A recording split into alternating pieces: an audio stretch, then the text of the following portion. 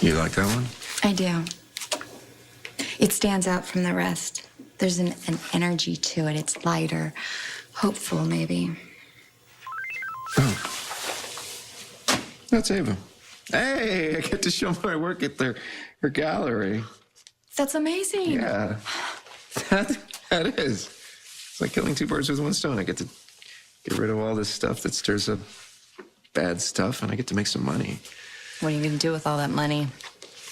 Well, I was thinking, now that I am living with you and 3 boys, I would really like to contribute. I would, with, the groceries and the mortgage and all the sexy stuff. You make everything sexy. And I'd also like to help Kiki out with her rent. I kind of left her high and dry over there. Getting sexier by the minute. Thing is, What's wrong? well, what if they don't sell? Are you kidding? People are gonna love them.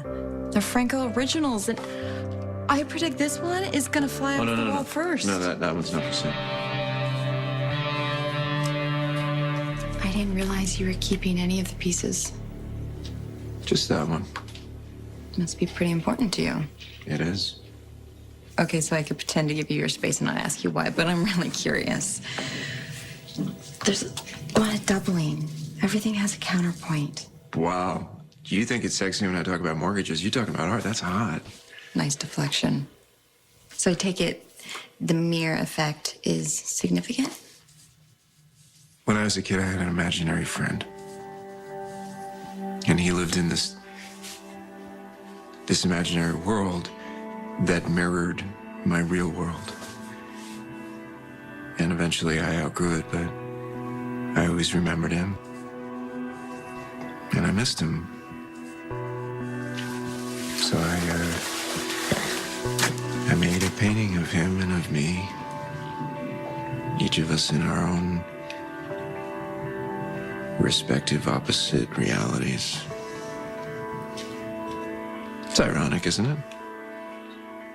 Maybe the nicest thing I've ever painted is a manifestation of my childhood psychosis. I think I understand why this painting is haunting. It's an expression of loneliness. You felt isolated as a child, and so you made someone up who would understand you.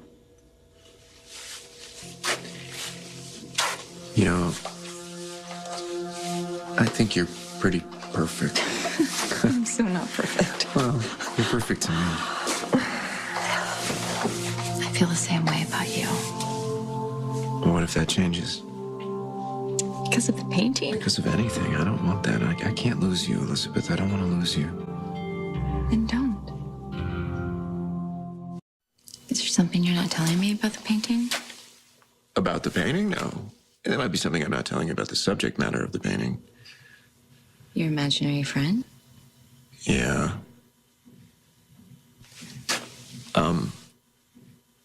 I don't know how this is going to sound, but when I imagined him, I always imagined him kind of helping me, right? Like, if I didn't know how to climb a tree, he would show me how to climb a tree. Or if I didn't know how to tie my shoes, he would learn how to tie his shoes, and then he would show me. And I have this, vague memory. It feels like a very real memory of being on a merry-go-round, the kind you see at a playground, the kind that you push, and I didn't know how to get off of it. And he showed me. He jumped first. So you want to keep the picture as a reminder? Yeah. But just to be clear, okay, I'm not... I don't have any more imaginary friends. It's just a memento of a way that I felt a long time ago. It makes total sense. And now that I understand the story behind the painting, I love it even more. Thank you.